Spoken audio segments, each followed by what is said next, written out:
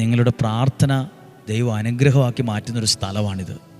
ഞങ്ങൾ നിങ്ങൾക്ക് വേണ്ടി പ്രാർത്ഥിക്കുന്നു. ഞങ്ങളെ ഓർത്ത് പ്രാർത്ഥിക്കണം. ഈശോയുടെ നല്ല ആശീർവാദം സ്വീകരിക്കുക. നമ്മുടെ കർത്താവ് ഈശോ മിശിഹായുടെ കൃപയും പിതാവായ ദൈവത്തിൻ്റെ സ്നേഹവും പരിശുദ്ധാത്മാവിൻ്റെ സഹവാസവും കൂടെ ഉണ്ടായിരിക്കട്ടെ. ഇന്ന് കേട്ട വചനം നമ്മുടെ ജീവിതത്തിലൊരു അനുഗ്രഹമാകട്ടെ. ഉറുമ്പ് അതിന് കിട്ടിയ ധാന്യം അതിൻ്റെ അറകളിൽ സൂക്ഷിക്കണം.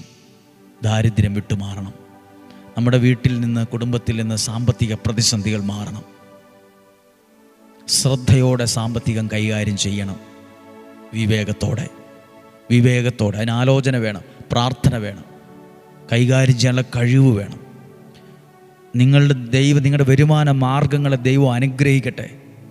നിങ്ങൾ ഒരുപക്ഷെ ടാക്സി ഓടിക്കുന്ന ആളായിരിക്കും, ഡോക്ടറായിരിക്കും, എൻജിനീയറായിരിക്കും, രാഷ്ട്രീയക്കാരനായിരിക്കും, മത്സ്യബന്ധനമായിരിക്കും, പഠിപ്പിക്കുന്ന ആളായിരിക്കും, നഴ്സായിരിക്കും, ആരുമാകട്ടെ, കച്ചവടമായിരിക്കും.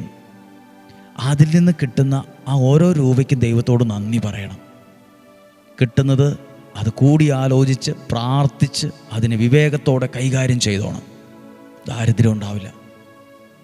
സാമ്പത്തികമായി അനുഗ്രഹിക്കുന്നൊരു ദൈവത്തിൻ്റെ കരം നമ്മുടെ മേലുണ്ട്. നമ്മൾ ദാരിദ്ര്യം അനുഭവിക്കണമെന്നല്ല ദൈവ പദ്ധതി. നമ്മൾ സന്തോഷത്തോടെ ജീവിക്കണമെന്നുള്ളതാണ് ദൈവത്തിൻ്റെ പദ്ധതി. ആ പദ്ധതി നിങ്ങൾക്ക് അനുഭവിക്കാൻ കഴിയട്ടെ. ഈ വചനം അനേകരിലെത്തട്ടെ.